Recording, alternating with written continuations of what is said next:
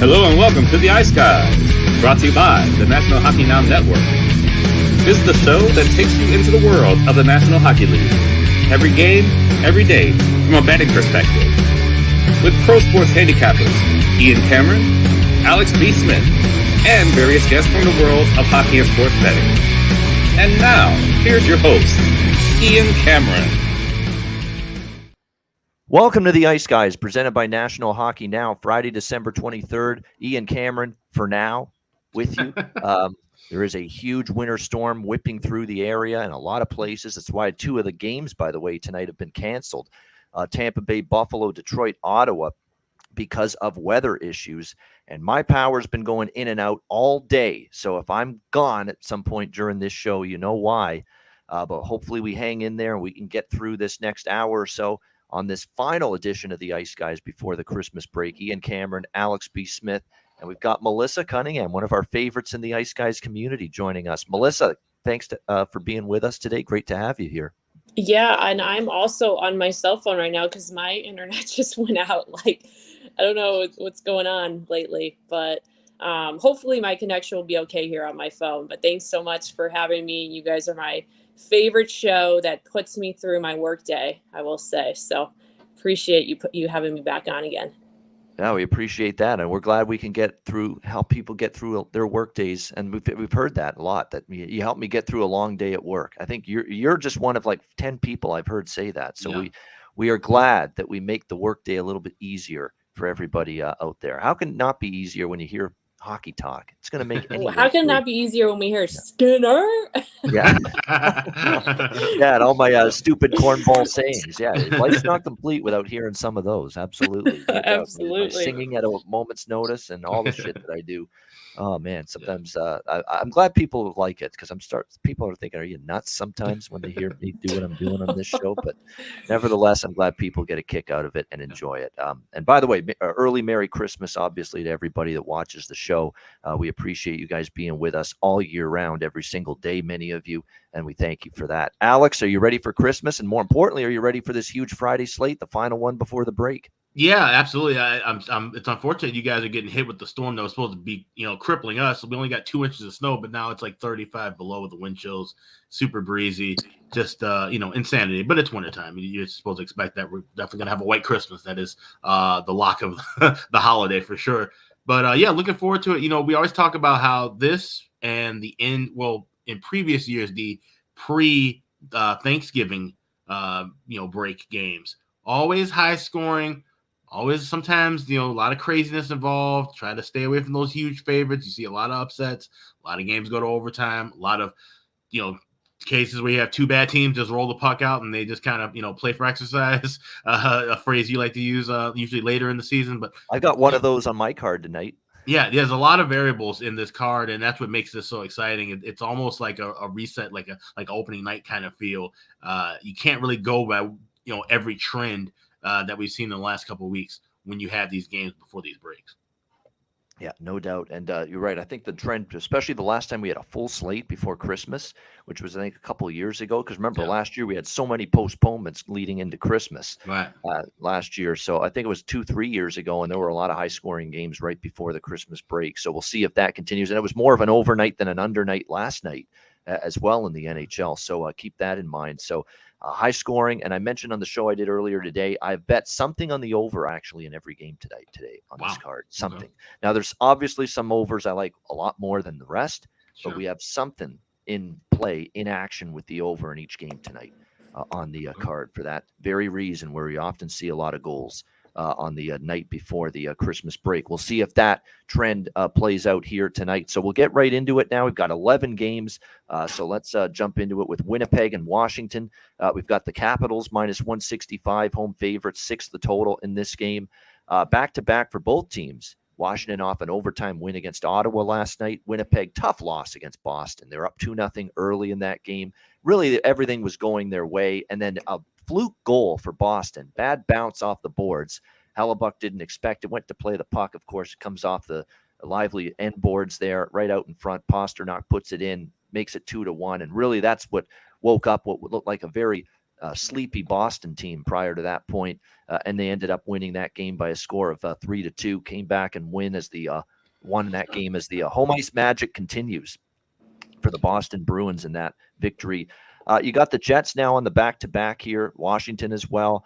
There is no goalie confirmations yet. A lot of teams aren't doing morning skates today. I guess maybe because it's so close to Christmas. A lot of teams on back-to-backs. We don't have as much info to go with in terms of lineups and starting goalies at this time of day as normally we do.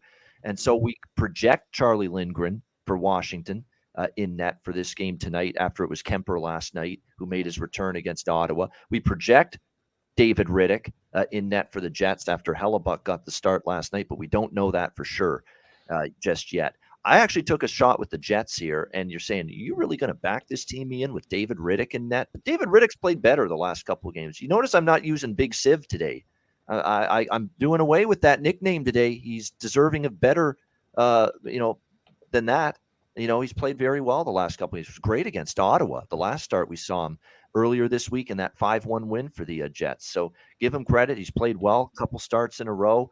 I like the idea of taking a plus price with the team off a frustrating loss and a team that's saying we need to get right back on the ship, bounce back here, whereas you got a Capitals team feeling a little bit better after a win against Ottawa last night.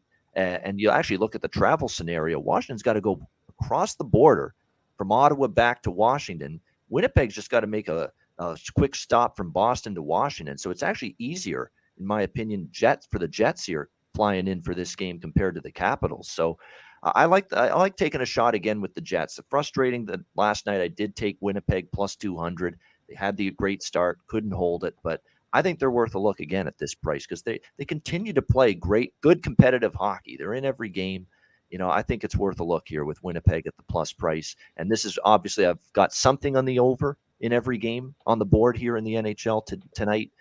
This is one of the overs. I guess if I had to rank it on the scale of 1 to 11, which over do you like the most and which one 11th out of 11, which one do you like the least? This would probably be like 5 or 6 on the list. I think 5th or 6th favored over. I think it's got a good shot, though, to see goals. Series history has certainly proven we've seen goals between these two teams.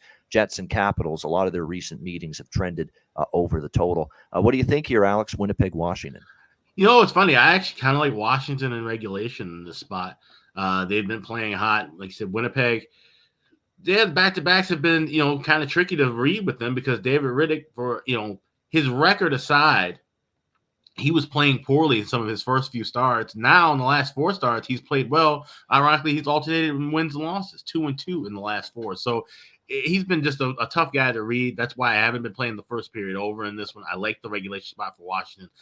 It's the Ovi effect. I mean, Ovechkin has really, and I said this a couple of nights ago or a couple of shows ago. This was right after he got the hat trick to get to 800. I said, maybe look at some of his teammates, some of his line mates on the power play and on the first line to get some goals going in because they might be just watching him and he's not going to do a whole lot, but his teammates around him are picking up the slack, and that's been the case.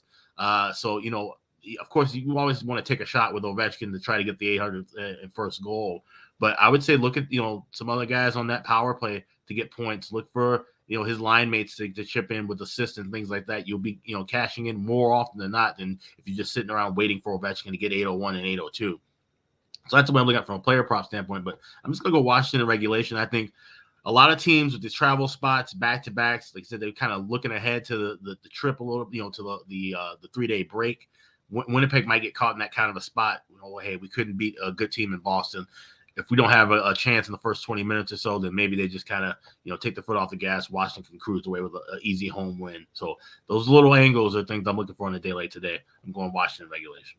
All right, Washington in regulation for Alex here with this one. Melissa, what are you liking here? Winnipeg, Washington.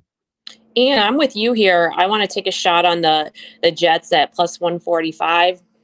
We're going to be fading kind of head-to-head series because I did see that the Capitals have won 9 straight games at home against the Jets. But there is something that I think that the Jets have the advantage of, and it is being in the back-to-back situation. There's 2 teams this year that I like to fade on the back-to-back due to age. One is the Pittsburgh Penguins. The other is the Washington Capitals. If you look at their Capitals on a back-to-back, they're 0-2 this year. They have yet to win a game. Jets are 3-2. They have to play a little bit more. Jets are also 4-1 to the under on the back-to-back, but I kind of wanted to stay off the total here because unsure on goalie situation yet. But I do think that we are getting good value on the Jets on the money line tonight as that dog price, even if it is Riddick and net. So lean to the Jets here as well for Melissa in this one at the plus price. And you're right, 0 for this year on the back-to-back, second of back-to-back games for the Capitals. So we'll see if they can get off the schneid with the back-to-back situations here tonight. Again, they have not won on that back-to-back game situation this season yet. All right, Philadelphia and Carolina. We've got Carolina minus 300 home favorites here, 6 the total in this game. Man, obviously, look, Carolina's playing some awesome hockey. There is no doubt about that right now.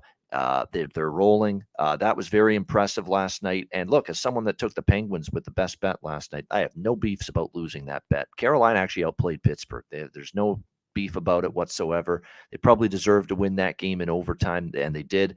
4-3 over the Penguins for their 7th straight victory. Again, they're just playing awesome hockey. Their offense is coming to life. And what's amazing about the Hurricanes during this run is they won so many of these games without Sebastian Aho. Wait till they get him back in the lineup. But no, it's been Svechnikov. It's been Marty Necas. He's been excellent. Stefan Nason has been a huge source of offense for the Hurricanes during this run. They're getting contributions up and down their lineup. The blue line just continues to play extremely well. Brent Burns has been just a phenomenal fit here with the Hurricanes as well. I think that is definitely something worth pointing out. They've been stingy at the defensive end of the ice. Really, the only games they've given up more than 2 goals lately were the 2 starts made by Antti Raanta in net against Dallas. And then last night against Pittsburgh, he gave up 3, but Carolina scores 4 for him and wins the game. Other than that, they've given up just 1 to New Jersey. They gave up just 2 to Pittsburgh in the meeting last weekend. 2 goals against Seattle. They shut out Detroit. They shut out the Islanders. They played some excellent team defense, this Carolina Hurricanes team lately, and a lot of it has been because of the guy we expect to be in net after Raanta got the start last night, and that would be Pyotr Kochetkov, who has been just sensational for the Hurricanes as of late. Philadelphia on the back-to-back. Both teams played yesterday, but there is a little bit of a situational advantage, a little bit for Philly, just based on they played early Thursday afternoon against Toronto, whereas Carolina played at night. So, Philly gets to go into Carolina probably a little earlier in the day. A little bit of an advantage there for Philly. The Flyers might be going with first time making his NHL debut tonight because, look, Carter Hart started against Toronto. Probably not going to see him in net. Felix Sandstrom, who's been the backup all year to Carter Hart, is dealing with an injury right now. So there's no telling if he's not going to be available right now or it's an illness rather for Felix Sandstrom. So we might be looking at the NHL debut tonight of Samuel Ersson here for the Philadelphia Flyers. And Ersson is someone that, has good numbers in the AHL, 2.72 goals against, 910 save percentage. He actually played well in the preseason for the Flyers. Now you take that with a grain of salt, but he had a few really good games. And this to me, as well as Carolina's rolling along right now, this feels like this could be a clunker waiting to happen for the Hurricane. I could see it. I honestly could. And they've done this before where they're rolling along. They're on a back-to-back. They had a big win the night before, and they come home and they lay an egg. And Philadelphia will work their butts off against you. Look at yesterday against Toronto. They could have mailed it in and said, this game's over when they fell behind, 4-1? They kept on battling, chipped away, 4-2, 4-3. They nearly tied it in the final seconds against the Leafs yesterday afternoon. They just don't go away, Philly. Obviously, they're struggling to win hockey games, but the work ethic cannot be denied from this Philadelphia team. I did take just a small tiny little piece of Philly at plus 250 in this game, just because of the spot. If this guy does start, Ersson, you know what that's like. They want to play hard. They want to win this game for the young kid. They band together, and I could see Carolina just being a little bit, sleepy, sleepwalk. That's a huge win for them against Pittsburgh to beat the Penguins twice. You played some big time teams lately, and this just screams that back home, distractions with the wife, distractions with the kids, paying bills right before the Christmas break. It's got all the makings of Carolina just maybe laying the old proverbial egg tonight. Maybe they don't because they're playing that good, but there's worse things you could do, in my opinion. Take a small shot on the Flyers tonight in this spot. What do you think here, Alex? Flyers and Hurricanes. Yeah, I kind of alluded to this game earlier when I said beware of some of these big favorites, and I'm right there with you. I feel like Carolina could lay an egg here at a high favorite price. This is one of those games, like I said, wrapping up after 2 big wins this week against Pittsburgh, as you mentioned. And not only that, but also beat New Jersey to essentially take the top spot in the Metro. So this has been a great week for them. They're probably, looking forward to, like I said, the holidays coming up. And they probably will play tough, but Philly's going to hang around there as well. You look at 2 of the last 3 meetings have gone to overtime. Carolina's last game went to OT. Philly, even looking at the last 3 games, that 6-3 final against the Rangers, that loss was a bit misleading. 2 of those goals were empty net goals that came very late in the third period. So that was pretty much a tight 4-3 game for most of that third period. Once the Rangers did take the lead, I'm going with the draw. And this game feels a lot like what we saw with Colorado and Montreal. And Ian, you mentioned about how Montreal was live in that game, had a great chance, but couldn't take care of business after 60 minutes. I love that draw there at plus 400. I'm seeing here plus 455. I'm definitely taking a shot here with the draw between the Flyers and Canes tonight. Yeah, I feel I might sprinkle on the draw too. It's the one regret I had about when I did have a split with Montreal, first period full game money line against Colorado. But the one regret I did is not taking a little on the draw too, figuring, they could lose in overtime, which is exactly what happened to Montreal. That could happen here too. Philly battles, and then they lose in overtime. So the draw sprinkle is probably something to consider. Maybe go with a Flyers money line, correct score 4-3 in the draw. Yeah, you could do that. You could do draw double chance, which is a soccer type bet. You could do that on the Flyers as well in this one. So a lot of different ways, but I definitely think this is going to be one of those games where I could see Carolina kind of going through those motions a little bit. What do you think here, Melissa? This is a game that I tend to stay off anytime I see heavy chalk like this on either side. I did look at this game from a back-to-back standpoint. The Canes have been the best team in the NHL this year on the back-to-back. They're currently 5-0, and they're playing the worst team on the back-to-back. The Flyers are 0-5. So to me, that kind of reads this game seems like it's going to be pretty boring overall. It's one that I probably won't pay attention to.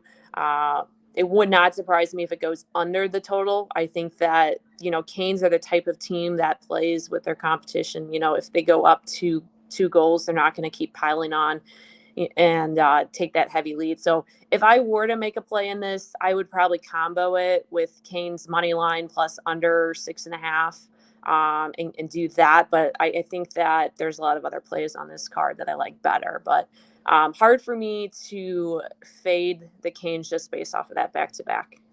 Yeah, they are very good back-to-back record.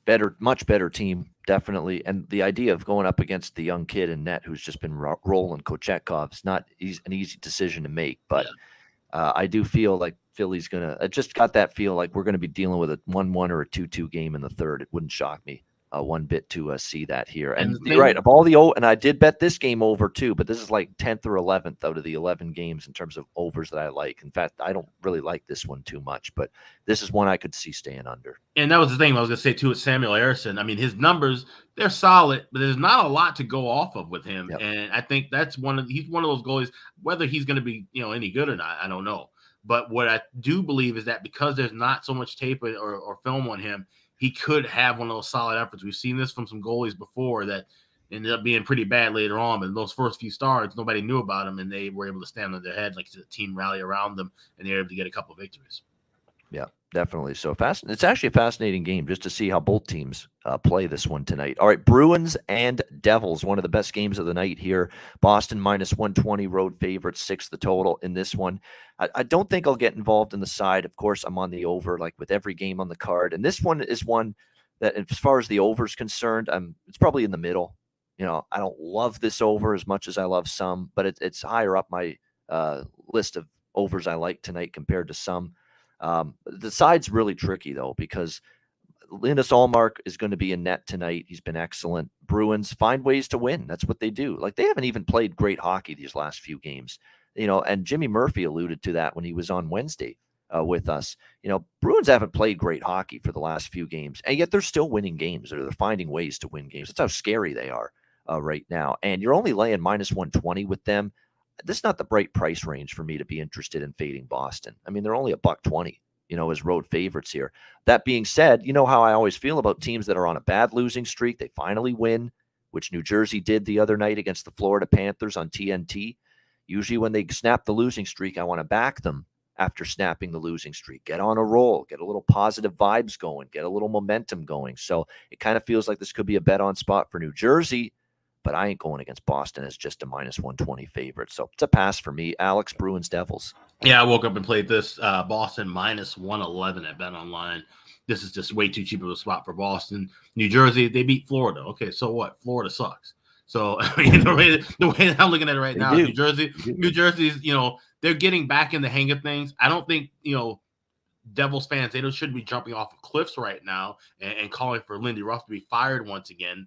The team won 18 out of 20 games before going on the streak. Things are going to happen. And it's the old Hawk Harrelson adage. And he used to say, baseball, you win 60 games, you lose 60 games. It's what you do with the rest of them that counts. Well, that's the thing in hockey. You're going to win 20 games, you're going to lose 20 games. What you do with the other 42 games is what matters. And this is one of those 42 games. This is a big-time spot before the Christmas break against arguably the best team in the NHL. New Jersey, if they're going to stand up and be a quality team, they should put up a good fight here and win this game. I just don't think it's going to happen. Boston's just a machine right now. And as hot as they've been at home, they're still a decent squad on the road. Olmark's been red hot. Like I said, laying $1.15, $1.20, that's cheap for a Boston team, especially with the form New Jersey has had long-term over the last week and a half. I will say this, positives for New Jersey. Now, again, it was Florida, but Mackenzie Blackwood comes back against Florida first start and plays very well. So can he do that again, though? That's another thing. That's another thing that concerns me about backing the Devils here, too, is how many times have we seen this guy have two good games in a row? Hasn't happened in a very long time. It's been the bane of his existence as an NHL goaltender here with the New Jersey Devils, the lack of his consistency from one game to the next. They are also down a couple key defensemen. John Marino and Ryan Graves are both going to be out tonight for the New Jersey Devils. So we're going to see a little bit of a shakeup here on the back end tonight. It's Siegenthaler, Dougie Hamilton on the top pairing, Brendan Smith, Damon Severson, the second pair, and then you're going to have Nikita Okutuk and Kevin Ball, your third pairing. So that's concerning, obviously, when you're facing a team that's got scoring like the Bruins do. You've got that third pair. Are they going to be exposed a little bit on the third pairing for the Devils? A lot of inexperience with that 5'6" defenseman that they're going to be rolling out there tonight in this game. Melissa, how about you, Boston and New Jersey? I'm with Alex here. I love the Bruins tonight. I got it right around minus 115 as well. They are on the back-to-back, but to me, I think it's not that far of a travel spot. I think the Bruins might have been looking a tad ahead to this game yesterday. I know you alluded to a little bit their performance last night. They were a little off. They saved Olmark for tonight for a reason. I think that they're going to come out strong. The Devils have been a team that I have been fading here the last couple of weeks. I think that I did come on the BetCast and I said the Devils would not win another game for the rest of the year. Maybe not so much January, but Florida, of course, snapped my bold prediction. So thanks a lot, Florida. But I do love the Bruins tonight. Also, look at past series history between these two teams.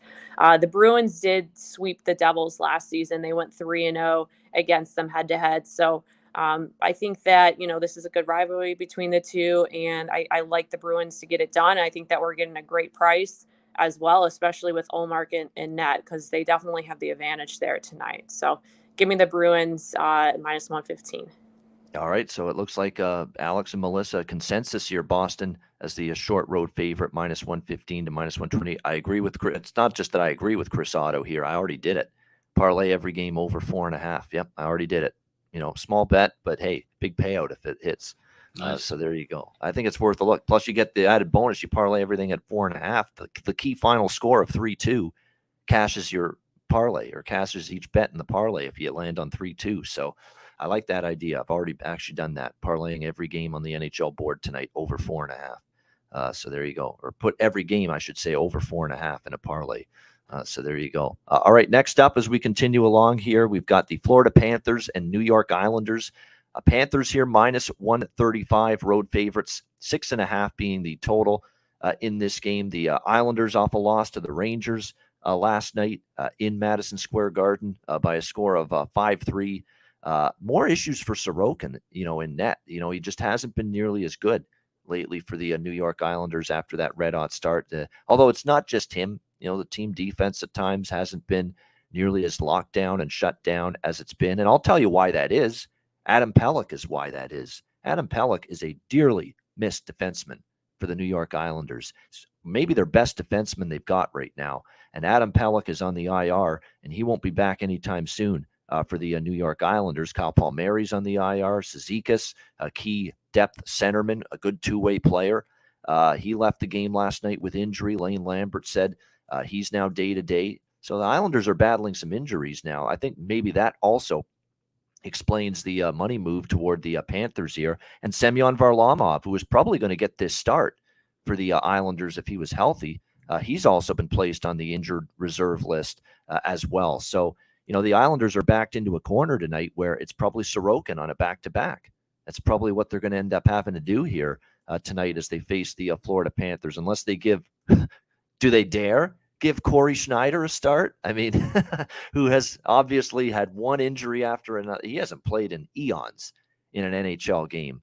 Does Lane Lambert have the cojones, if you will, the guts to put Corey Schneider in net tonight with obviously Varlamov not there?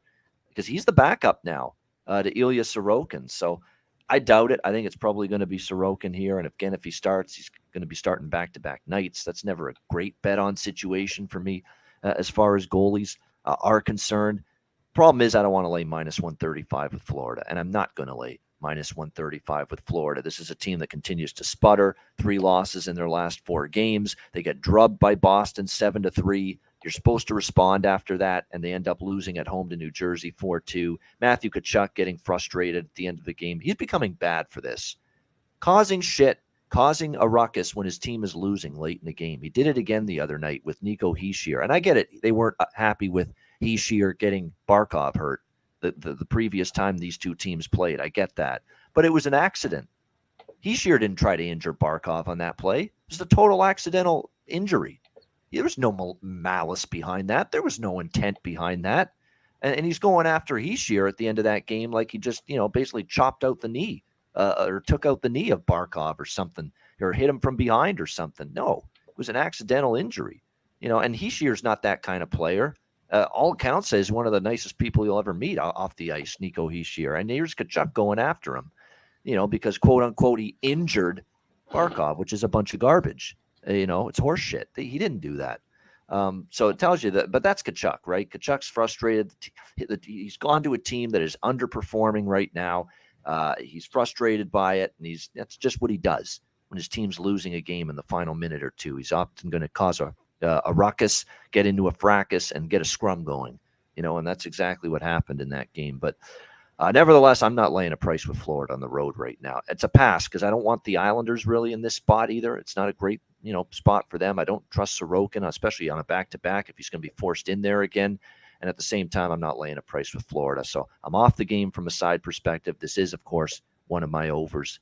This one actually could get over the total. Sorokin's giving up goals right now. Do we trust Bobrovsky, who's going to get the start tonight for the Panthers? No, I certainly don't. So this one could get over the total, in my opinion. What do you think here, Alex? Panthers, Islanders. Yeah, this is a pass for me. Is Corey Schneider basically the most expensive emergency goalie in the league?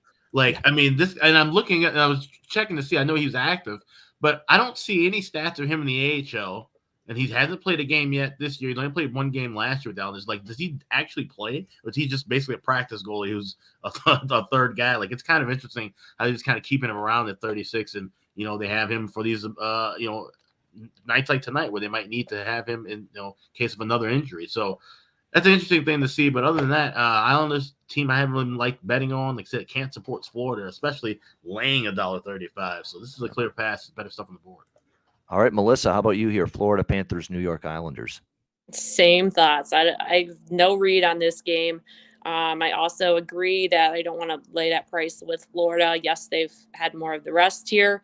But they are traveling, so you never know how that spot will end for them. So no play for me either on this one. I mean, I thought, look, I get it. Spencer Knight comes back. It was a really rough night for him in Boston. That game was really rough for him, and it was not just the team in front of him. He was bad. in that game as well, in that 7-3 loss. But is that enough now to sour so much that we can't put him in there tonight for if you're Paul Maurice? I mean, I don't understand this just affinity to keep going back to goalie Bob. You know, do you want to see what you got in the kid? Do you want to see if he's mentally tough? Do you want to see if you can trust him in situations where he doesn't play well and can bounce back, show some fight through adversity? Don't you want to see what the kid's made of? This is a perfect spot to maybe get him back in there after that Boston debacle, and they're going back to goalie Bob again. I mean, I honestly don't get it. He's not the future of your organization in net at this stage of his career. He's not. It's Spencer Knight. And maybe he's not going to be the next one, the next great one in net, like maybe we all think he could be. But you're not going to know if he's sitting on his ass on the bench, you know, many more times than Bobrovsky right now. Like, let's get him in there. Let's see if he's got some mental toughness. It was a horrible game for him against Boston. I don't deny that. Nobody does. Anybody that watched that Panthers-Bruins game on Monday night knows he was horrible, Spencer Knight. It's one of the worst games he's probably played at the NHL level. But how the fuck can you not give him the chance to make amends for that, you know, and gain some confidence, gain some trust in the team and in the coaching staff? He's never going to get better if he's sitting there as the backup goalie to a mediocre old veteran whose best days might be behind him.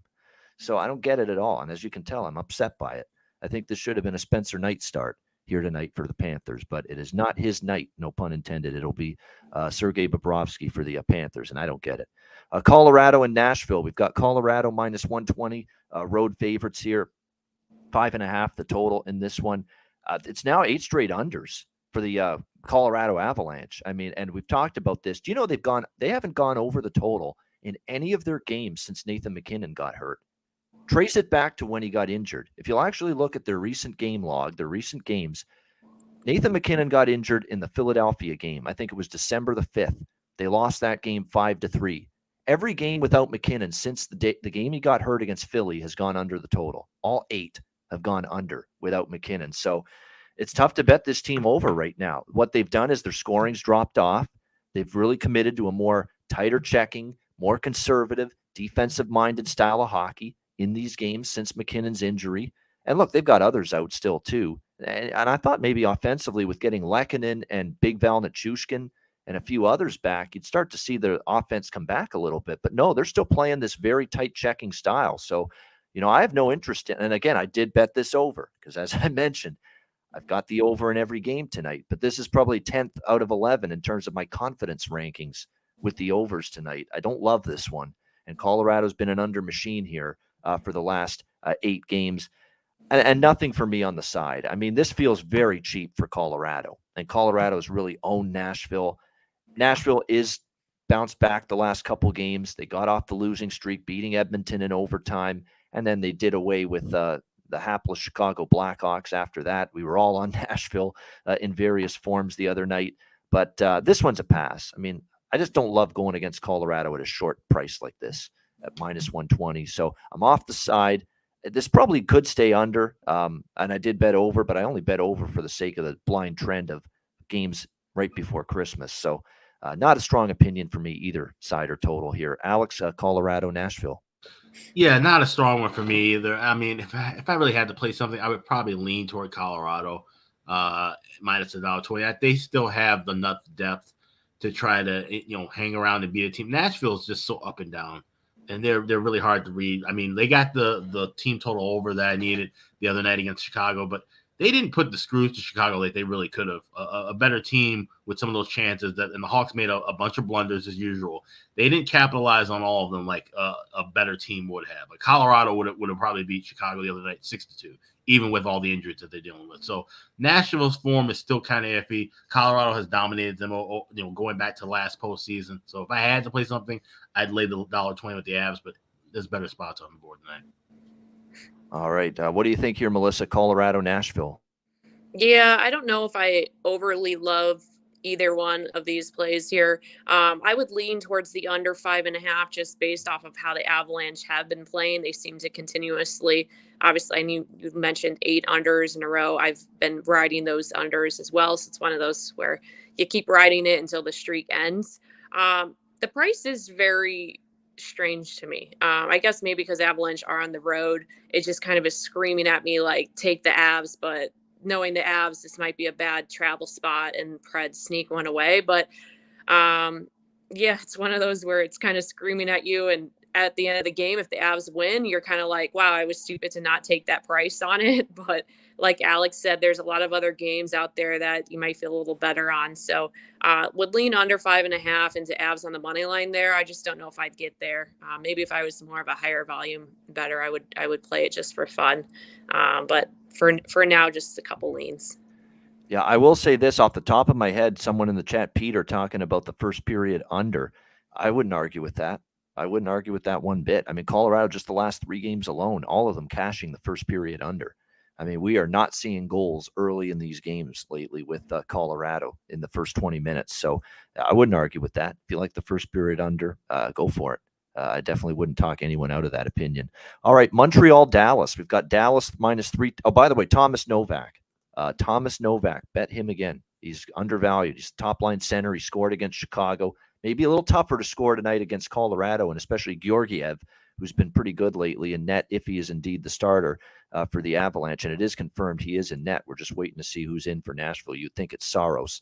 But definitely Thomas Novak, top line center, scored the other night. He's had a bunch of chances. He's undervalued, playing with Forsberg and Granlund on the top line. So I really like that player prop look for the Predators in this game. I cashed with it against Chicago. See if it can come through again here. All right, Montreal, Dallas. We've got Dallas -320, home favorite, 6 the total in this game. Probably a Dallas spot to bounce back off a really poor defensive showing against the Edmonton Oilers on Wednesday night. 6-3 victory for Edmonton. Not one of Jake Ottinger's better games either. I thought he could have been a lot better than he was. But hey, Betty Crocker's going to burn the odd cake, as we always say. And obviously, Jake Ottinger didn't have his best start on Wednesday night. But that Edmonton team, I felt was chomping at the bit going into that game. They had lost 3 in a row. They hadn't lost 4 in a row all year, and they avoid that again. It was a good road game from the Oilers. They played well. The power play came through. Hyman was great. McDavid was great. Draisaitl was great. Nugent Hopkins, again, a great game. When they get all 4 of those guys going in the same game, it's tough to beat Edmonton.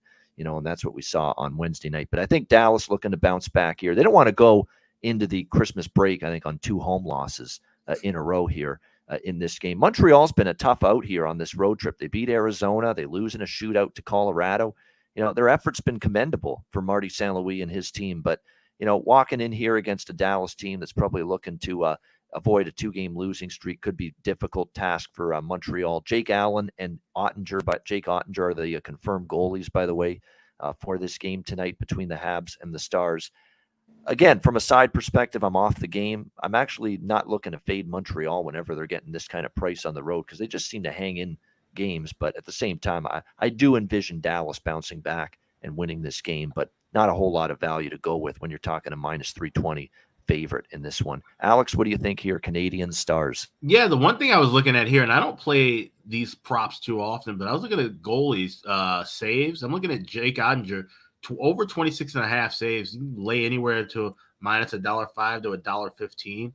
I don't play those often, but I think I would look for that. I think, like I said, he had a bit of a bad start. We haven't seen him have 2 or 3 bad starts in a row lately. He's usually tend to follow up a bad start with a decent one. In Montreal, they'll get shots off. I don't know if they'll get too many past them. So I'm going to go with that over 26.5, laying $1.05. Jake Ottinger saves. All right, there you go. A goalie saves prop there. Jake Ottinger over saves for Alex in this one. Melissa, how about you? Habs and Stars. I kind of like this under here. I like how we're getting a 6 as well. I agree. I think Ottinger, we're going to see a bounce back from him. And Jake Allen hasn't been that bad. I think he's had a lot of really strong games. He's had a lot of weak games as well. If you look at the Habs, I believe they are 5-1 to the under in their last 6.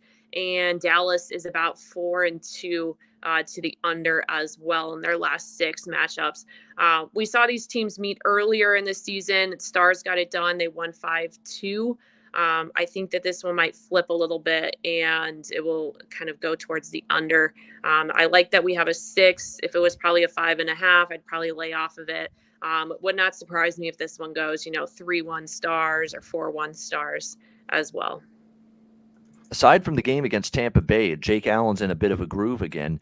He's given up 3 goals or less in 5 of his last 6 starts. So Jake Allen's starting to play a little bit better in net for the Habs. The under could get there. It's weird because I think this game's probably lower scoring too. And then you look at series history, 4 straight overs, believe it or not, between Montreal and Dallas. So that's why it's a tough game. I think Dallas wins, but Dallas can win a game 2-1, 3-1, 3-2. They won't mind, just as long as they get the win. They're not always a team you really trust them to win by 2, 3, 4 goals. So that's why I'm not all that excited about a puck line. And then someone in the chat, I think it was Jarek saying, or someone that, you sometimes look at Montreal, and the first period is definitely, I think if you're going to take Montreal tonight, the first period might be your better option. We talked about this with the Colorado game. They cashed the first period Wednesday night against Colorado. They were up 1-0 after the first period, even though they didn't win the game. They lost in a shootout. But yeah, first period, they've only trailed 1 time after 20 minutes on the road this year, the Montreal Canadiens. So that's an incredible stat. So maybe you look at a draw or a Montreal first period, or Montreal plus a half. Is probably the best way to go in the first period. And maybe that they can, I might actually bet it that way. Montreal plus a half in the first period for a small bet, because those are tough numbers to argue with. You're talking about a Habs team that has only been trailing 1 single time this year on the road after the first period. And that's obviously going into the game tonight between Montreal and Dallas. And by the way, in terms of props tonight, Wyatt Johnston, I cashed with him the other night. He continues to get a lot of confidence from Peter DeBoer and the coaching staff. I'd look at him as an undervalued prop option.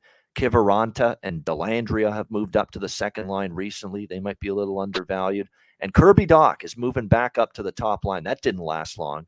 Marty St. Louis put him down on the second line. Now he's back up to the top line tonight with Suzuki and Caulfield. So you're going to get Kirby Dach. There's some books that still put plus 400, plus 500 on him to score a goal, even though he's on the top line. So Kirby Dach of the Habs might be worth a look too in terms of great value in the goal prop market.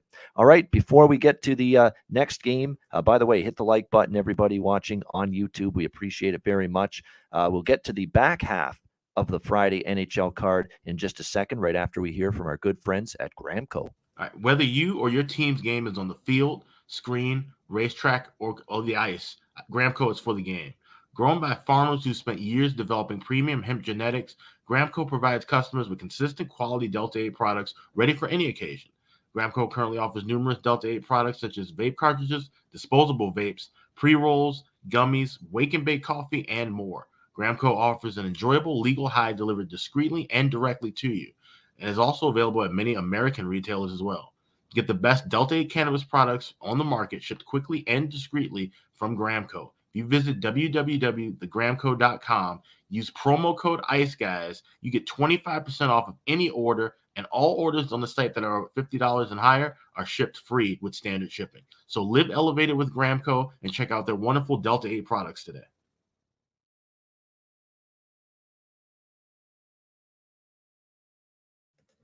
All right, we're back. And for what it's worth, Montreal plus a half in the first period against Dallas tonight is minus 130, minus 140 in that range. So if you want a little extra security, you could go that route. Because again, they haven't been worse than tied. Only 1 time, I should say, trailing after the first period on the road this year. Or if you want to, the bigger bang for your buck, better bang for your buck, you can just go with the money line with Montreal in the first period. But that is a very interesting and meaningful trend and stat with the Canadiens. All right, next up, we've got Columbus and Chicago playing for exercise, as I like to say. We've got even money here, minus 110, both sides, 6.5 the total. Yeah, Alex alluded to maybe a couple games on the card where teams are just going to look to roll the puck out and maybe go back and forth. This is that game, in my opinion. I like over 6.5 here. In fact, this is one of my more favorite overs of the night, in my opinion. I think if Chicago's ever going to get some offense going, it's tonight. Against the Blue Jackets. It is a banged-up team on the blue line, although it looks like Adam Boquist is going to be finally able to return. They get one of those starting D that are injured back in the lineup here tonight for the Columbus Blue Jackets. And, of course, it also goes without saying, former member of the Chicago Blackhawks organization. So maybe a little prop of some kind, shots on goal. If you can find something on Boquist, any Boquist props that you can find, believe it or not, it might be something to consider in this game, facing his old mates. I mean, Do we expect him to score a goal? No, but I see plus 800 at Caesars. I mean, it's a crazy price, but crazier things have happened. He's not much of a goal scorer, obviously, but if you want to have some fun, throw a couple bucks on it, go ahead. But he'll be back for the Jackets tonight. So at least now they're down to 3 starting defensemen instead of 4 out, but they're still very banged up. It's still not a great situation. Up front, Danforth, Shinnikov is now on IR, and he's been a good young player for them. Cole Sillinger still on IR. Boone Jenner, the captain we've talked about, IR. Voracek still out. Merzlikin's out. It looks like Tarasov is going to be the goalie tonight, again for the Blue Jackets, because Korpisalo's available. He could have started tonight if Brad Larson chose to, but going to go with Danil Tarasov in net. And Alex Stalock making his first start in quite some time for the Blackhawks, finally back from that concussion. And he's finally back, ready to make his first start since October 30th. His last start in net for the Blackhawks. His numbers before getting hurt weren't terrible. 2.93 goals against average, 914 save percentage, 3-2. Chicago in his 5 starts, but it's been a long time off. We still think this guy's probably going to be more below average than above average when it comes to goaltending for Chicago. So how will he fare? Long layoff, a lot of time that he's missed. Will he be sharp first game back? I'm not so sure. I don't trust either side. I'm just going to stick to goals here and go over 6.5. What do you think here, Alex? Columbus and Chicago? This is a brutal battle. I mean, these are 2 teams that used to be division rivals, and it has that feel of like a 2007 matchup where, both teams suck and they're playing, holiday time. Probably going to be a half empty United. Who's blocking a fucking shot tonight? Seriously, these 2 teams. Who's doing that? You're not going anywhere. It's right before Christmas. Do you think your wife wants to tend to your fucking hurt, swollen ankle or leg after blocking a 90-mile-per-hour slap shot? No.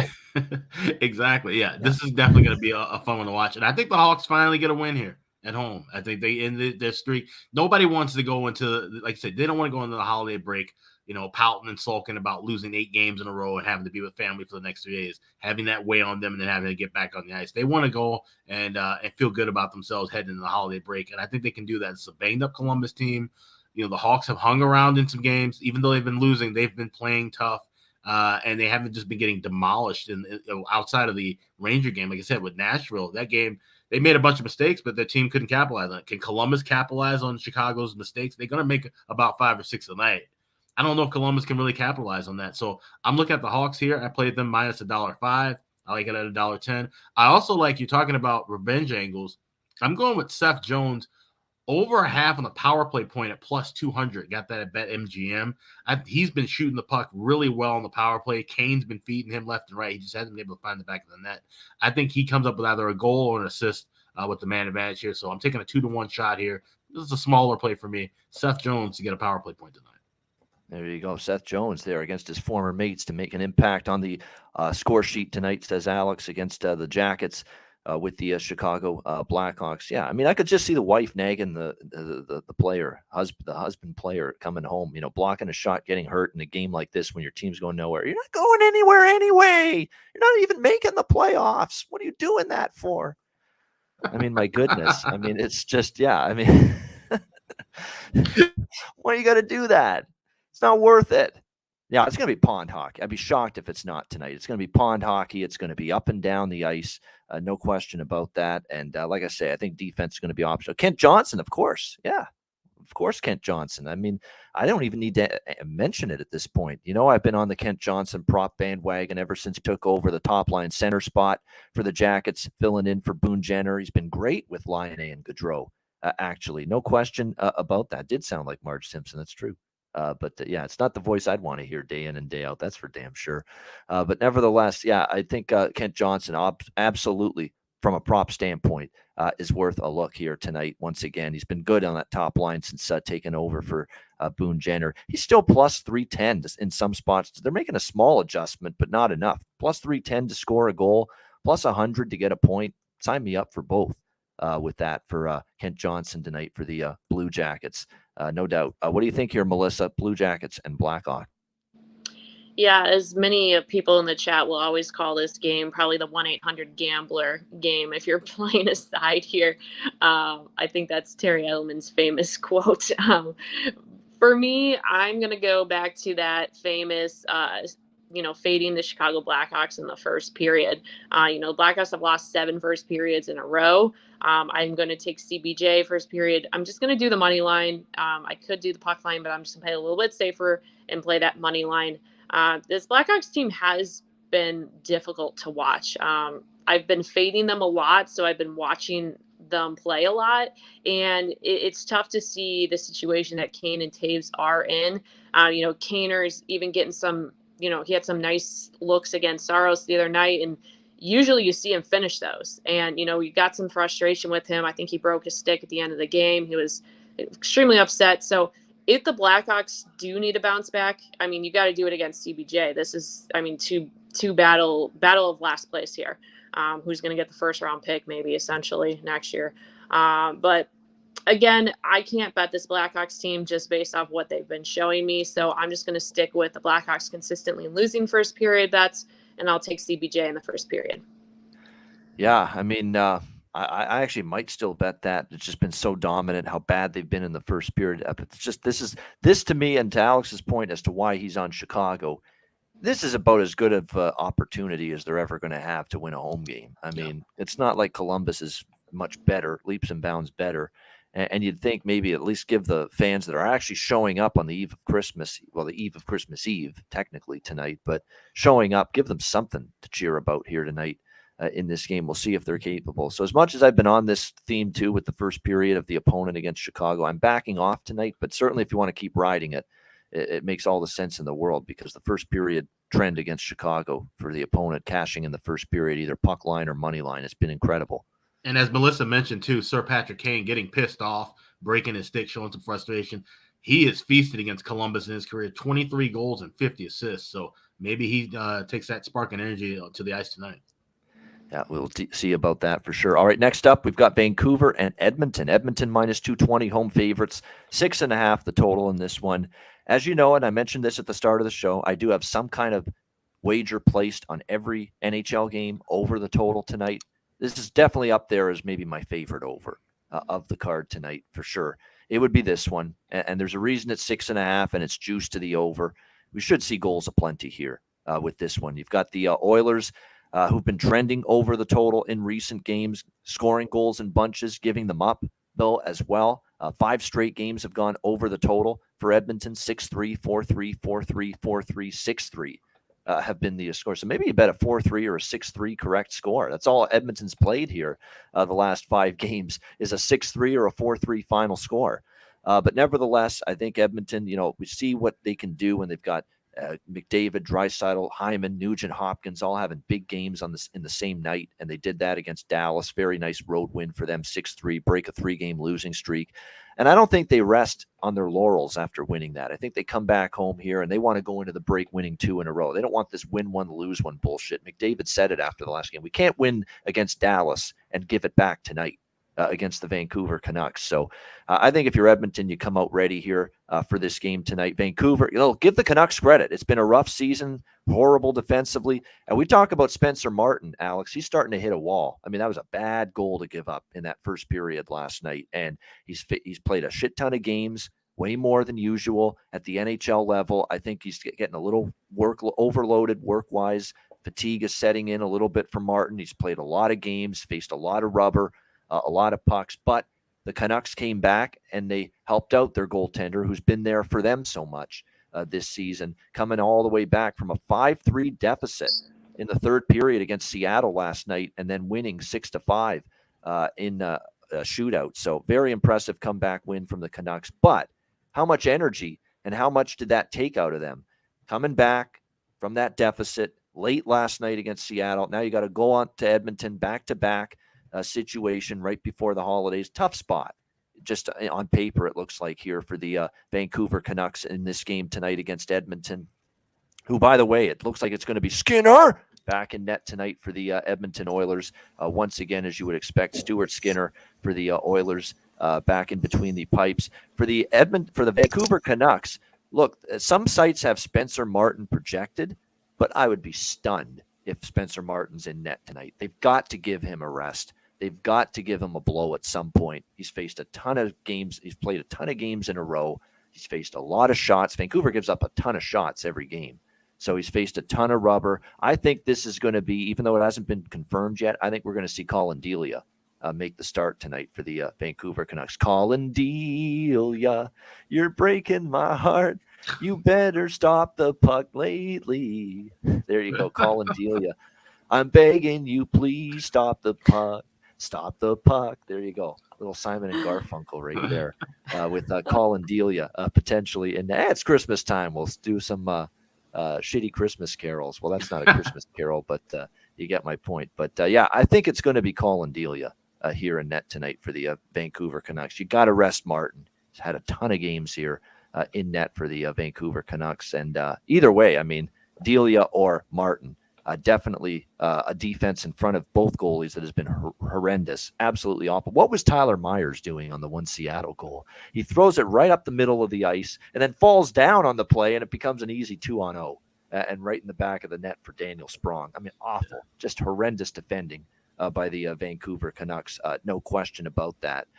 So the over to me is definitely the obvious play, in my opinion. I mean, you should see goals both ways. Delia, is going to have to be terrific with that, Swiss cheese defense in front of him. Edmonton should score in bunches tonight, but I think Vancouver can find a few goals as well. So I like the over, and I'm actually going to do a split bet with Edmonton in regulation and Edmonton puck line in this game, because I think they could hand it to Vancouver. It's a real tough spot. They really pushed themselves to come back, find a way to win that game last night against Seattle, and I think it's going to be a tough spot to bring it that way once again tonight against a Edmonton team, obviously, with the that's been sitting there in Edmonton waiting for this game tonight against the Canucks. What do you think here, Alex? Vancouver, Edmonton. I think this is going to be the pond hockey game of the night. I think we're going to roll it out and just see goals back and forth. And, keep in mind, we do want to check with these goalie confirmations tonight, because here's the thing. Everybody got 3 days off, and a couple teams got 4 days off. You might see some goaltenders run their starters again in the second night of back-to-backs.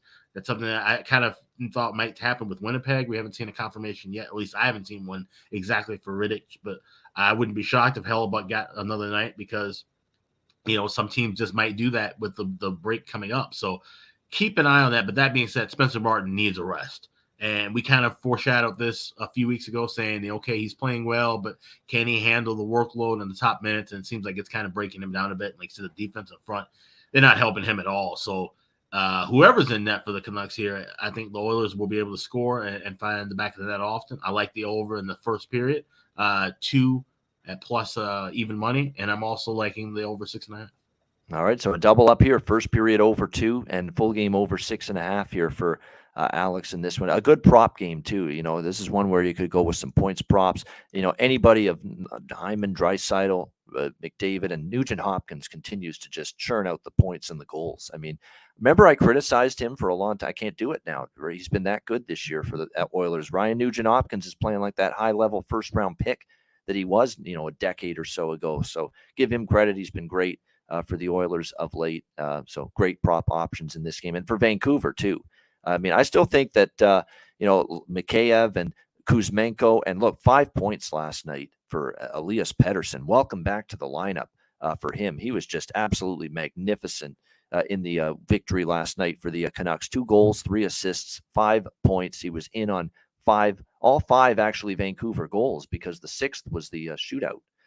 So all 5 goals that occurred during the game for Vancouver, Elias Pettersson was involved in all of them. So terrific night in his return from injury for Elias Pettersson last night. Melissa, what do you like in here? Canucks, Oilers?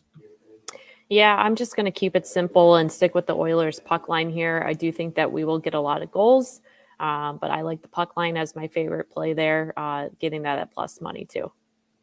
All right, Edmonton puck line. Yeah, plus 110, small plus price there if you like the Oilers on the puck line. All right, next up, we've got Los Angeles, Arizona. The LA Kings minus 165 road favorites here at Mullet Arena, the Mullet House, 6 the total in this one. 2 plays for me. I'm going to go back to the over well here with the LA Arizona game. This is one of my stronger overs as well, probably top 5. This one fits in terms of the over confidence tonight on the card.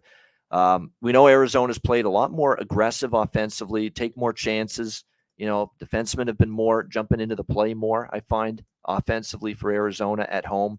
And we've seen that during their many of their home games since they've been back home. Remember, 4-3 with Boston over the total, 5-4 with Philly over the total, 5-4 with the Islanders over the total, 5-2 with Buffalo over the total. Finally, their first home game during this little stretch since they were back there after the renovations of the dressing room stayed under, and it was that Montreal game, 3-2 the other night. But I'll say this right now, very, very unfortunate if you had the over. I mean, 39 shots for Arizona, 26 for Montreal. It was actually a good night for Montembeault. Montembeault got the start for Montreal. He played well in that game. I mean, Coyotes could have had 4 or 5 goals, but he was very good in net. Easily could have gone over the total, even though it ended up 3-2. I think this one will go over the total 6. And I'm liking the home dog here. I'm taking a shot with Arizona, plus 145. I've liked the way they've competed at home. They've got a win against the Bruins, a win against the Flyers, a win against the Islanders here on home ice.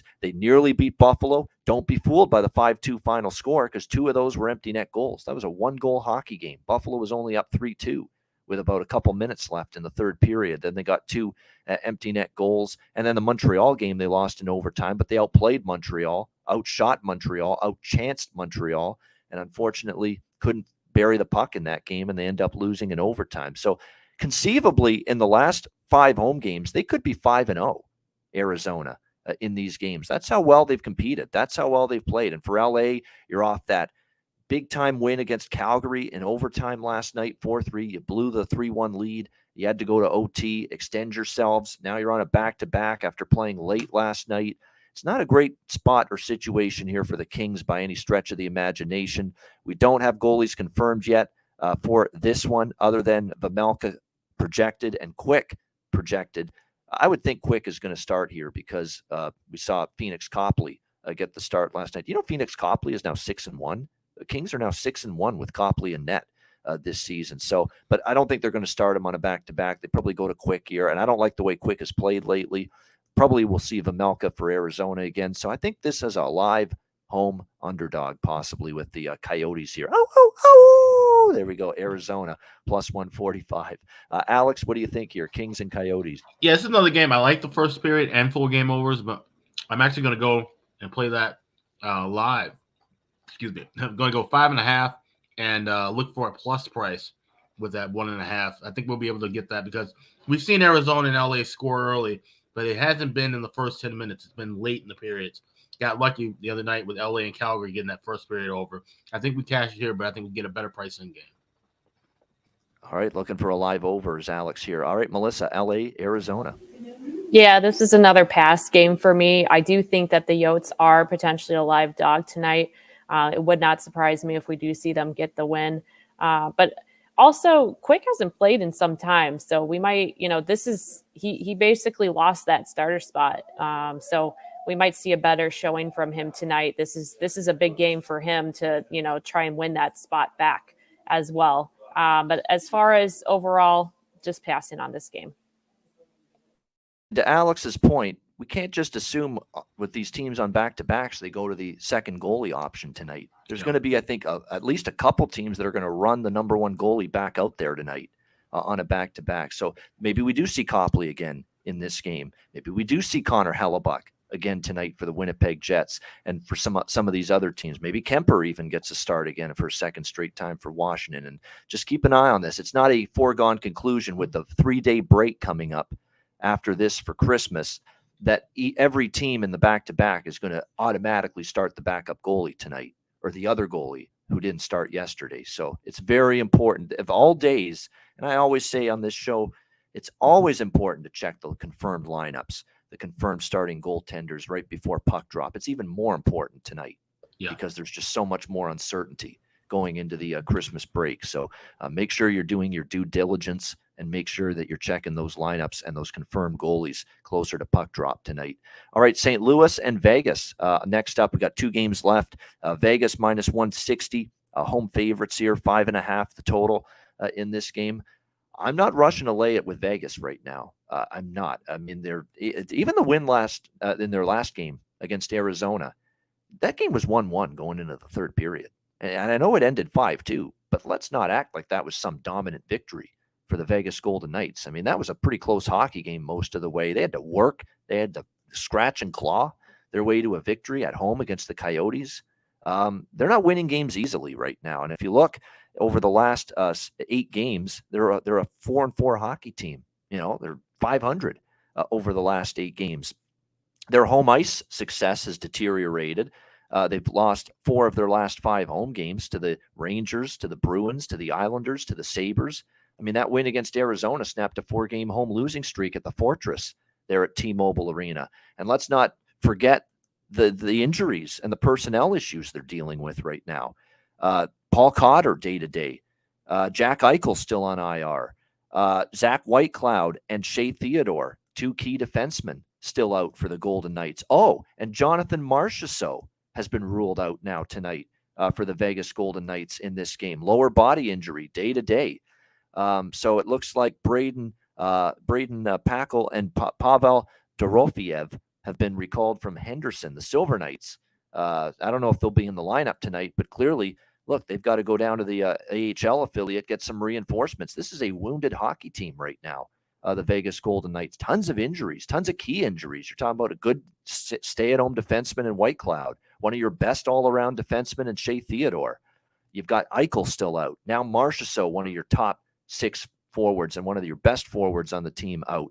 I think it's dog or pass for me in this game. You look at St. Louis or you look at nothing in this game, and the Blues are playing a little bit better. And one concern is, how streaky. They're streaky as fuck, the Blues. I mean, they'll win 7 in a row, they'll lose 7 in a row. They'll win 4 in a row, they'll lose 4 in a row. And they had won 4 in a row, and they lose to Seattle 5-2 on Tuesday night. And now you worry that they're going to go back into a funk again and go on like a 5-game losing streak, because that's the kind of season it's been for the St. Louis Blues. And they have their own injuries too, Perunovic and Scandell on the back end. And the big one is Jordan Kyrou, who missed the game against Seattle. And he's been carrying them offensively. And if they don't have him tonight, that is significant, because look at what he's done in the 3 games before he missed the Seattle game. He had 6 goals and 9 points in 3 games before his injury that kept him out of the Seattle game. So that's concerning for sure. We'll see if he returns from that upper body injury. I like the Blues a lot more if he does play, but I still lean that way, and I'll probably pull the trigger at some fashion for some amount with the St. Louis Blues here at plus 150. It's just too inconsistent right now, Vegas. Only 1-4 in their last 5 home games, and way too many key injuries to be trusting of them in a minus 170 price range, in my opinion. What do you think here, Alex? Blues, Golden Knights. I'm leaning with the under, to be honest. I want to get confirmation from the Blues. If it's Thomas Greiss, I definitely won't be pulling the trigger on it. But if this is a Thompson and Binnington matchup, Vegas has been a monster with the under at home. No Marchessault. Cotter, who I'm looking now, it's been updated. He's actually on injured reserve. So he's going to miss some significant time. He's been playing well. Marchessault, of course, has been kind of the heart and soul of that offense. And then no Kyrou for St. Louis. Where are the goals going to come from necessarily? Like I said, it's up in the air if it is Greiss in that, because he's been letting up goals against anybody. It could be the whole Henderson team could come up and he probably let up 4 goals. So the way he's playing. But at a 6, I'm leaning toward the under. I just want to get that confirmation in that it would be Binnington. Otherwise, it's a no play for me. By the way, it looks like for goalies here, I'm just looking, we do have confirmations both ways. Jordan Binnington for St. Louis, Logan Thompson for Vegas. So then, that'll be official, under 6. There you go, official. There you go. So it's a good thing I checked that, because you're right. We got, again, there's going to be some decisions on goalies that aren't going to be made until right before puck drop, I can tell. Like, we're not going to know with some of these teams until 30 minutes before the game starts who's going to be their netminder and what their lineup is going to look like tonight. So this is, again, very important. Check half an hour to an hour before the start time of each game if you're interested in getting a bet in these games and you're waiting on lineup info, because that's how late they could push it here, because a lot of teams didn't have the morning skate. They skipped it here this morning, final day before the Christmas break. So that's very important to do that. Tonight would be a great night where books could offer that whole listed goalies the same way they do listed pitchers in baseball. That would be a really neat option for an evening like this. Yeah, no doubt about that. Melissa, how about you here? St. Louis, Vegas. I agree with you, Ian. I think that laying minus 170 on the Golden Knights right now, just based off of the injuries and how they've been performing, just doesn't seem to be the smartest option here. Blues are at the end of this long road trip. They've gone 3-1, only loss coming to the Kraken when Cairo did go down. So that concerns me that he is going to be out again tonight. I would lean Blues as a live dog, maybe potentially a team total over 2.5 here, just in case this goes, 3-3 or 4-2, whatnot.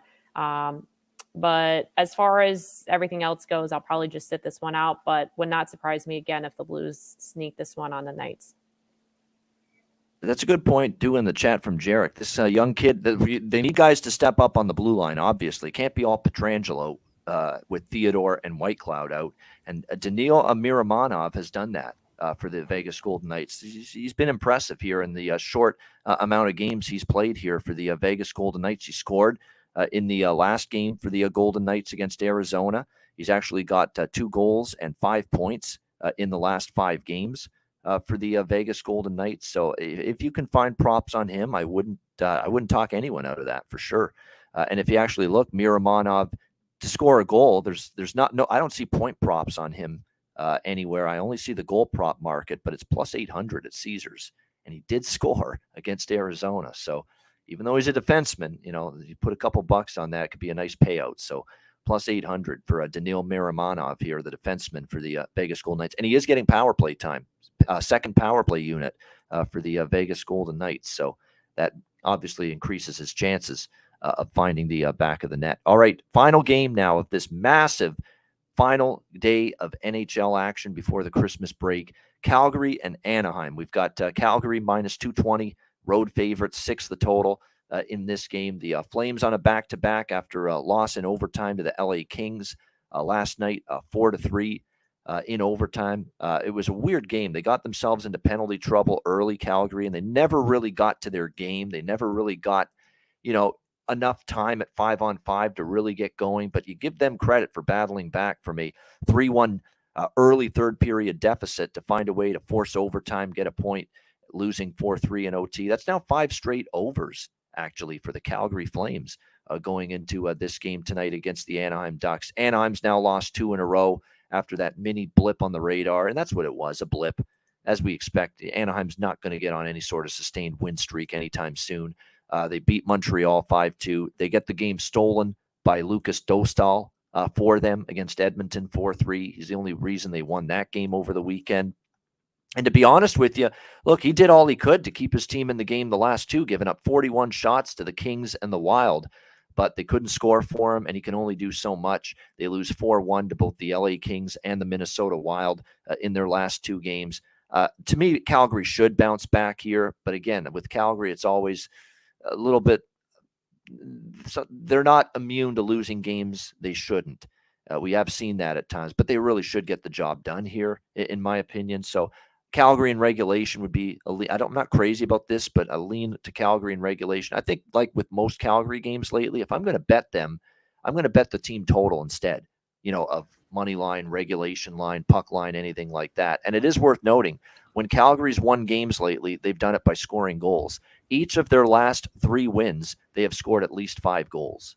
So that's why I say, just take Calgary team total over. If you like the Flames in the game, just take their team total over, which is a nice moderate price right now. The team total for the Flames is around minus 130 in this game tonight, it looks like. Actually, at Pinnacle, it's a little bit better, minus 122. So it's not a bad price at all with the Calgary Flames team total over 3.5. I'd look in that direction. I think that's the best way to go. Lean over as well because Calgary's kind of trending that way. And I'm on Dylan Dubé props, of course. Goes without saying, he's been red hot. He found the back of the net again last night for the Flames against the LA Kings. He's still tremendously undervalued in the prop market. You can still get plus 300 to plus 330 for him to score a goal. Even Bet365 has plus 350. He's minus 130 to get a point. And the power play point prop, which is plus 425, even that is worth a look on Dylan Dubé because he's gotten a lot more power play minutes as of late for the Calgary Flames. Daryl Sutter suddenly loves this guy, and it's about damn time. He didn't play him enough, earlier in the season. Finally took this great run of offensive production from Dubé to finally wake up the old man there from his slumber, Daryl Sutter, and say, I got to play this guy more often. And that's exactly what he's doing right now. And he's rewarding his coach Dylan Dubé for playing him a lot. What do you think here, Alex, Calgary and Anaheim? I'm just going to continue riding what I've been on the last few games. That's Calgary first period over.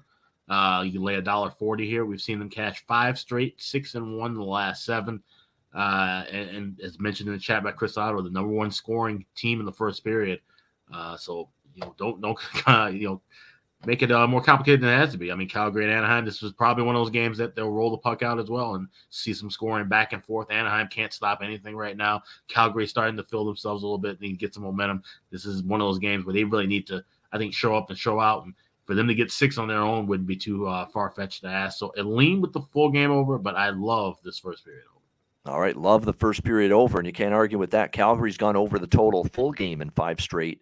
As Alex mentioned, they've gone over in the first period total in 5 straight games as well, entering this matchup against the Anaheim Ducks. Melissa, what do you think here, Calgary, Anaheim? Yeah, I lean with that full game over 6. The one concern I do have is Anaheim is they're very streaky with scoring goals. They either, score 3 or 4, or they're left scoreless, or, they score 1 and then you get a 5-1 potential push or a 4-1. You don't get an empty netter to help with that over. So I would lean with that, but I don't think I'm going to get there. This will probably just be a full pass for me this game as well. Yeah, he's been good, Dostal. Of course he has. He's been better than John Gibson and Anthony Stolarz. There's no doubt. He's been better than both of them, the way he's played the last few games. But that shows you how bad Anaheim is defensively, because even in the last 3 starts, and Dostal's played very well, he's still given up a grand total of 11 goals in those 3 games. So and that it's not been his fault, though. It's been the Donis in front of him. They just aren't playing well enough for the Anaheim Ducks. But look, I still think Calgary can get to 4 goals because, again, LA scored 4 against Anaheim with Dostal in net earlier this week. Minnesota scored 4 goals against Anaheim with Dostal in net. And Edmonton only scored 3, but keep in mind that was absolute thievery, larceny, and every other word you can think of from Lucas Dostal in that game to keep Edmonton below 4 goals. I mean, it was an inhuman performance by Lucas Dostal. I mean, it's like he made like Dominic Hasek type saves in that game against Edmonton, and he faced 49 Edmonton shots in that game. So, no, I still think even though Dostal has clearly outperformed the likes of Gibson and Stolarz in net for Anaheim, that Calgary can still get their 4 goals against him and the Anaheim Ducks tonight. We'll see if that can be done. All right, good stuff. That is the Friday card. That's basically the NHL season, pre-Christmas break. The pre-Christmas portion of the NHL season is over after tonight. So crazy first half of the season. You know what? Since this is our last show before Tuesday, we're going to be off the next 3 days because, again, no NHL games until Tuesday. The league returns December 27th, next Tuesday, following the break. So we will be off until Tuesday, and we'll be back with you 2 p.m. Eastern on Tuesday with our first post-Christmas edition of the Ice Guys. Since this is our last show, just ask Alex and Melissa and some thoughts, just some overall state of the league address, if you will, where things stand, certain teams you want to mention. Alex, we'll start with you. Yeah, I mean, every time I look at the standings and I see Boston's point totals, it's just hilarious because I realize I'm going to lose that season point total under probably before St. Patrick's Day. It's just mind-boggling. But, I mean, they've been just a wonderful story to watch and just a fun team. And what a great story it's been, not just for, David Krejci coming back after spending a year in his homeland and playing, in his late 30s, seeing McAvoy and Marchand dealing with some serious injuries in the offseason, coming back and falling right in line. And, of course, Jim Montgomery, what an incredible story that he's had so far. I think they've definitely been the champions of the first portion of the NHL, and with due reason. And I think they're a team that can last. We've seen New Jersey make a good run. We've seen Toronto play well. Tampa Bay starting to wake up a little bit. But I think Boston's the real deal now. They've certainly proven me wrong from what I expected to see at the beginning of October. And so you have to kind of give them the crown right now. But it's still early. They still have a lot to do. They still have to stay healthy. That is an aging team. And, they're going to have their downturn. Somebody mentioned that in the chat earlier. They're going to have their struggles like New Jersey's having right now. It'll happen in due time, but I think they'll be able to weather that storm and be a playoff contender. So that's the biggest takeaway for me. As far as on the bottom end, of course, who's tanking for McDavid? Chicago's in the lead right now. Arizona finding ways to win at home, probably not the best idea for them if they want to be in that sweepstakes. But you look at teams like Anaheim and San Jose that are brutal. Vancouver is struggling right now. It'll be interesting to see, which teams taper off. Like we said, the old narrative of Thanksgiving being the make or break point for playoff teams, that's changed. I think this is now the time where we see the pretenders and contenders split apart. I think teams like Florida are going to start falling off. Teams like Colorado and Tampa Bay with the slow starts, they're going to start rounding in the form, and we're going to see things kind of shape up and materialize, because the next big thing we're looking for at this point will be the All-Star break and then heading into the trade deadline. Definitely the race for Bedard. And by the way, if you're a Connor Bedard fan, watch the World Junior Hockey Championship starting on Monday. He will be worth the price of admission and worth tuning in for all by himself, coming up at the World Juniors for Canada. That Canada team is obviously going to be the team to beat. The tournaments in Halifax, Nova Scotia. Wonder if our boy Andrew McGinnis is going to go to. He was actually one of the pre-tournament games earlier this week. It has me thinking he's probably going to go to some of the actual tournament games when it starts next week. So that's in Halifax, his neck of the woods. And Shane Wright, Connor Bedard. I mean, wow, that's going to be a very good Canada team at the World Juniors starting on Monday. All right, Melissa, you're up. Next up. State of the league address at this point of the season. Any team? I'm sure you want to throw something about the Penguins in there. I wouldn't be surprised if that's the case. But what do you think?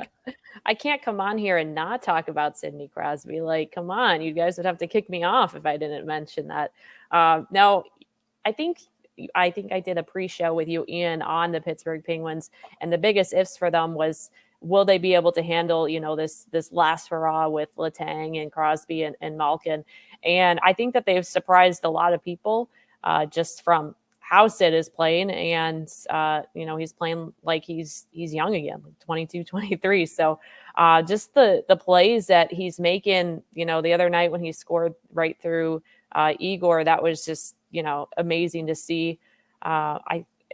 The biggest thing with that team, though, is going to just be, can they handle this? Is fatigue ever going to set in on them? So I'm excited to kind of see where they end up here. As far as other teams, the Winnipeg Jets have been a team that really has surprised me. I think that they've done extremely well, especially on the road. I thought that they might kind of fall off a little bit, but they've proven that they can compete as well, which is kind of why we like them tonight as a dog.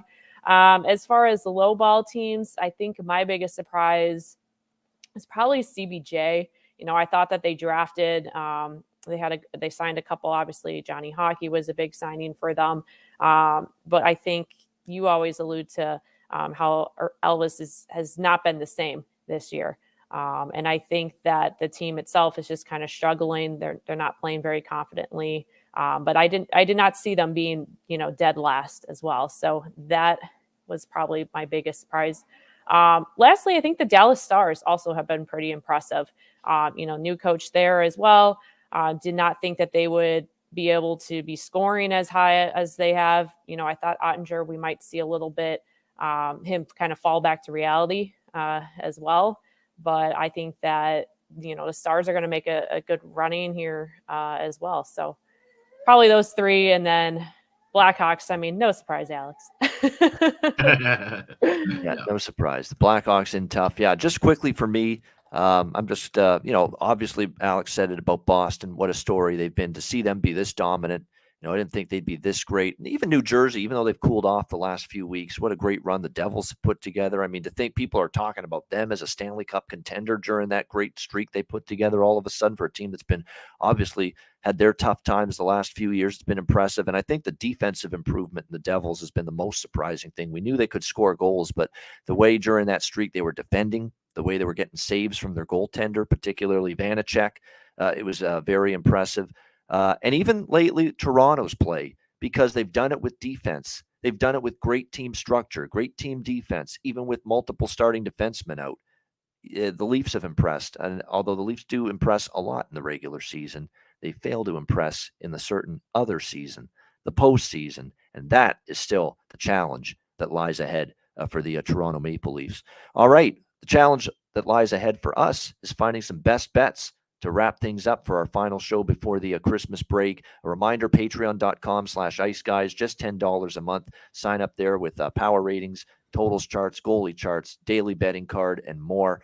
Patreon.com/iceguys, just $10 per month with that. Before we get to best bets to wrap up the show, though, we got to hear from our other great sponsors here at the Ice Guys and our good friends at Manscaped. Support for the Ice Guys is brought to you by Manscaped, our good friends at Manscaped, who are the best in men's below-the-waist grooming. Their products are precision-engineered tools for your family jewels. Manscaped's Performance Package, the ultimate men's hygiene bundle. Join over 7 million men worldwide who trust Manscaped with this exclusive offer for you, courtesy of the Ice Guys. Get 20% off of any purchase and free worldwide shipping with the promo code ICEGUYS. That's promo code ICEGUYS, all one word, ICEGUYS at manscaped.com. If my math is correct, that's about 400 million balls that you can help preserve with manscaped.com using the promo code ICEGUYS. You get the Performance Package 4.0. It is a game changer. The Lawnmower 4.0. It takes care of this, among other things. It'll keep you trim as can be. The Lawnmower 4.0, waterproof. Same thing with the Weed Whacker, which takes care of your ear hair, nose hair. I mean, nose hair in particular. You know, I'm getting up there in age, and nose hair is becoming definitely more of an issue. This will take care of it. It feels like someone's tickling the inside of your nostrils sometimes. It pisses the hell out of me. It bothers me. I need to take care of that shit. This will take care of it for you. The Weed Whacker makes part of the package that you get with your Manscaped purchase, and the Manscaped Performance Package 4.0. You also get the ball toner. You also get the ball deodorant, keep you smelling good and looking good and feeling good down in the nether regions. This package is really going to make you feel good and look good and look better, slim, trim. That's what it's all about, and manscaped.com can help you out with that. So make sure you take advantage of this. Manscaped.com. Get 20% off and free shipping with the promo code ICEGUYS at manscaped.com. That's 20% off with free shipping at manscaped.com, and use the promo code ICEGUYS. Unlock your confidence and always use the right tools for the job with Manscaped.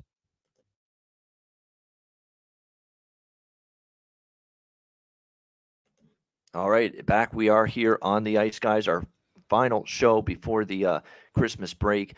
215 live viewers, by the way, in the YouTube chat. We appreciate it. Hit the like button on the way out if you haven't done so already. We appreciate that.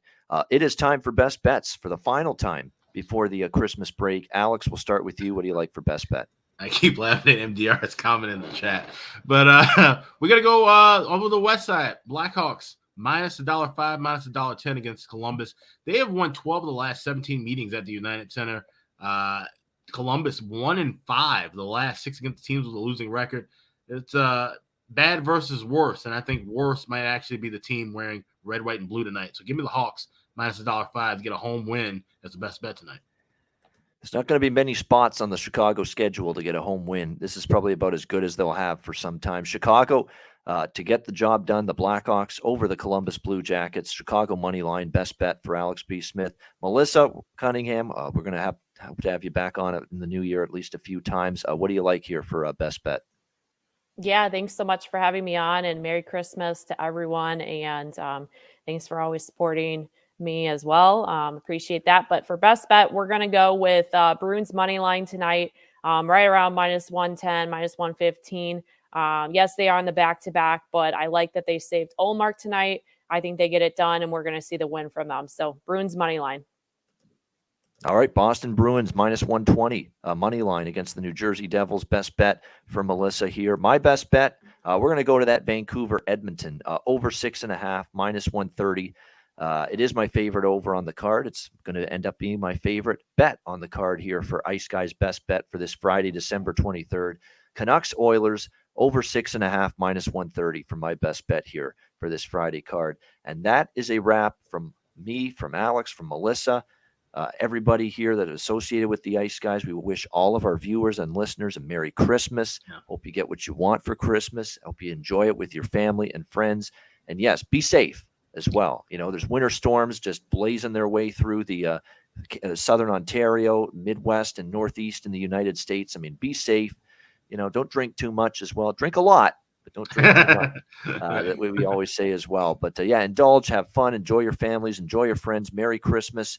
We'll be back here on Tuesday. And don't forget, let's get bedarded. Let's get bedarded in here. Watch the World Juniors. Watch that kid play. He's very good. And that'll be a fun tournament starting on Monday as well. For Alex B. Smith, for our special guest, Melissa Cunningham, I'm Ian Cameron. Merry Christmas to all from the Ice Guys, and to all, a good night.